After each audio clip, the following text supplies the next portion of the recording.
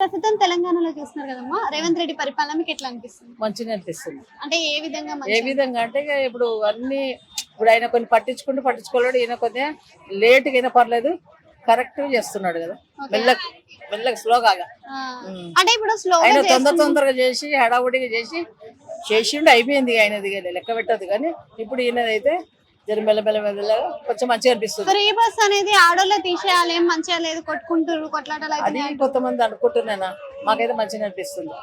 Free current కూడా వస్తుంది. వచ్చింది, ఫ్రీ వచ్చింది, బియ్యం ఫ్రీ వచ్చింది.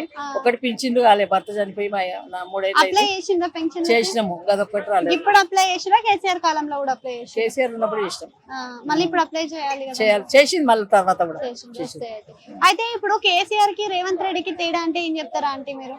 తేడా అంటే ఇప్పుడే కదా నాన్న, ఎట్లా చెప్పవలసి వస్తుంది. కొంచెం ముందు సన్నబియ్యం ఇస్తుండే కానీ అన్ని రాళ్ళు మొత్తం పురుగులు లేవు. అంటే కొంతమందికి అట్లా వస్తున్నాయి, అంటే కొంతమంది మాకైతే మంచిగా వచ్చినాయి. ఒకరికి మేము ఎట్లా ఇట్టాము కానీ మా వారికైతే మంచిగా వచ్చినాయి. మా ఏరియాలో కొంతమంది చెప్పారు కొంచెం పురుగులు ఉంటున్నాయి, రాళ్ళు ఉంటున్నాయి, నూక ఉంటుంది. మా ఏరియాలో అయితే మేము ఉండేది వారసు కూడా, అక్కడ మంచిగా ఉంది. అంటే ఈయన వచ్చిన కాడ నుంచి 1 కోటి మంది మహిళలను కోటీశ్వర్లను చేస్తా అని చెప్పుకొచ్చింది. మరి కోటీశ్వర్లు అయ్యిండ్రా? ఏడయ్యింది, నేను ఇంకా కాలేదు కదా, టైం పడుతుంది. చేస్తాడు మెల్లగా, ఇక తొందరపడతాయి కదా. ఎప్పటి వరకు అవుతారంట? ఎప్పటి వరకు అంటే ఇక టైం ఉంది కదా, మనం ఎట్లా చెప్తాం, ఆయన చేతులు ఉంది కదా. Thank you.